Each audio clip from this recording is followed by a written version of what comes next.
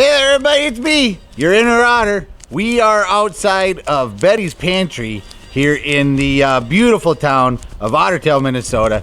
And we love to come to Betty's for their breakfasts. They have awesome breakfast, and they've got great lunches. They've got homemade soups and fresh sandwiches, and their breakfasts are just, they're big and hearty and amazing. And but if you go inside of Betty's, you'll notice that it's more than just a restaurant.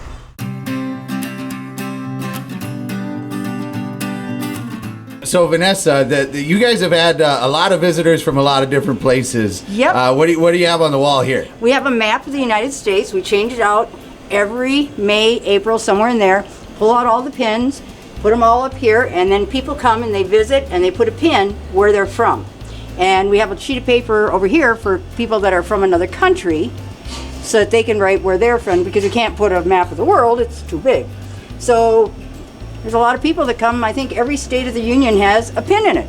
So that's kind of exciting. So it must be pretty good food if people are coming from all over the country. Well, right, Belize. I mean, hello. Hello. And so the wall, the history hallway, I think is what the sign says. Can you kind of explain what you've got on the walls here? Well, these are pictures of my family. They start with my great-grandparents, and my great-grandmother was a mail-order bride. Wow. And they got married and had 10 kids.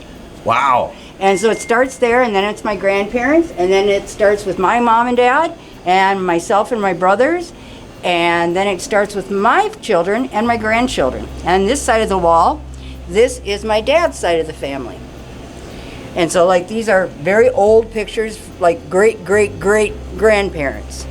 And then when you go farther down, these are historic pictures of Ottertail from back in the early 1900s. So there's a lot of history here, and people love looking at the wall.